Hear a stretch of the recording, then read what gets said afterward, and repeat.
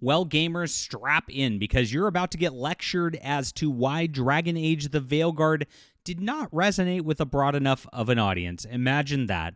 We're seeing today as the shills are going out for Kingdom Come Deliverance 2 that they're going off on this it's just optional gay sex, everybody.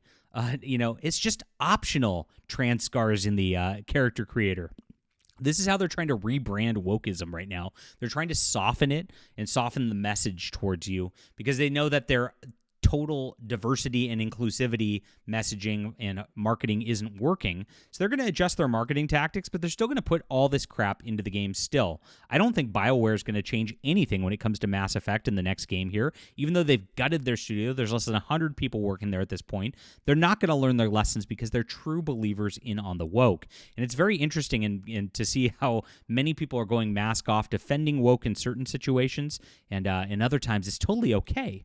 It's been a weird couple of weeks, but hey, we are always staying consistent here, and that's why I appreciate you guys follow along. It's been amazing. Appreciate you being here. Hit the like and subscribe button if you're new. It's been awesome watching this community grow as we fight against the woke mind virus in science fiction and fantasy, and that includes Dragon Age. I've got a great book series for Dragon Age fans. If you like that whole steampunk vibe that it was originally, you're going to love My Adventures of Baron von Monocle. This is a 6-book series about an airship crew that adventures, fights monsters, gets involved in a war. There's a lot of fun stuff that builds over this series. So grab the whole thing today, binge it, get caught up on all of my books. It's awesome fun. I appreciate you all for being here. This link's in the description below, and it's available on ebook, print, and audio for your convenience. Thanks again, everybody. All right, CEO of EA, Andrew Wilson, briefly touched on Dragon Age the Veilguard's commercial failure, noting the game did not resonate with a broad enough of an audience. No duh. I wonder why. During their Q3 2025 earnings conference call, he said Q3 was not the financial performance we wanted or expected. Translation from corporate speak, this was a massive failure. We were supposed to make a ton of money off of Dragon Age the Vailguard. This was a franchise we were writing a lot on, and it bombed, okay? Interesting, the sales of Kingdom Come Deliverance 2 are very similar to Dragon Age the Vailguard, yet they're going around calling it a success as well.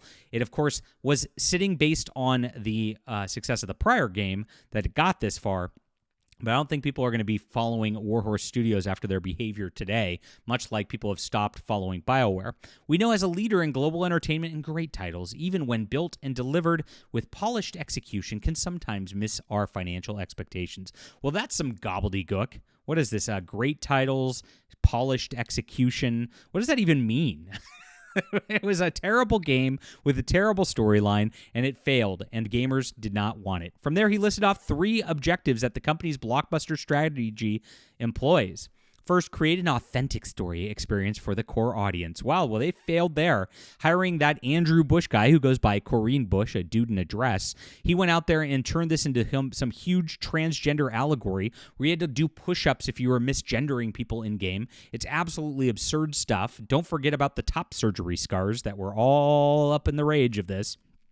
Every single character was a BIPOC or minority or female or lesbian or whatnot who was good, and all the white males were, of course, bad. This is exactly what they were trying to do right there. And when your core audience in video games is white males, yes, it is, and it is every single video game, despite their lies that they say otherwise, they know exactly what they did. And this was a complete lie. It wasn't authentic. It wasn't in fitting with the Dragon Age themes. They, in fact, ignored characters from prior games that everybody loved because they just didn't want to tell those stories. They wanted to push this into the agenda mode, and that's it. And it's maddening watching them even say this, that they're pretending like they're doing that. Second, build innovative, groundbreaking features.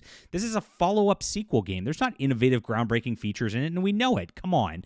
It's just a Western action RPG style game. Not groundbreaking whatsoever, which is fine as long as the story was excellent and as long as it fit within the Dragon Age sort of scenario. It would have worked very, very well, but unfortunately they didn't do that, right?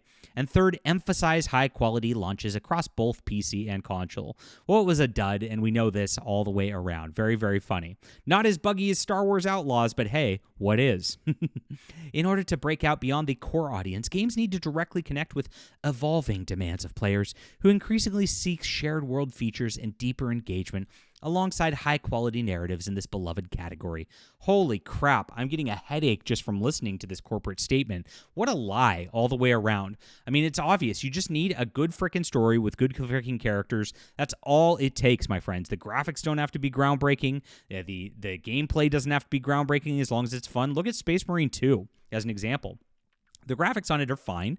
The mechanics on it we've seen before. But guess what? You fit within this awesome Warhammer 40K storyline that actually did honor to the lore. It felt really, really good. You have an awesome Space Marine unit. It's really fun to fight all the Tyranids and stuff, and that's it. That's all you need. You don't have to reinvent the wheel, and that's where these people go crazy.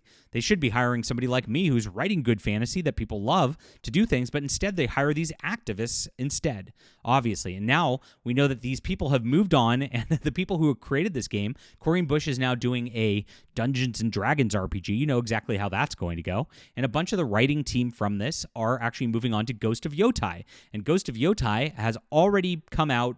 They've shown how they're making a woke replacement for Ghost of Tsushima. It's going to be a disaster. It's the same thing over and over and over again. Oh my gosh, they never learn. Then he specifically addressed Dragon Age the Vailguard. Dragon Age had a high-quality launch, oh my gosh, and was well-reviewed by critics who had played. Yeah, the Access Media, right? So the Access Media went out there and tried to sweep for you guys is really what happened. You paid IGN to give you a 9 out of 10. We know how this goes behind the scenes.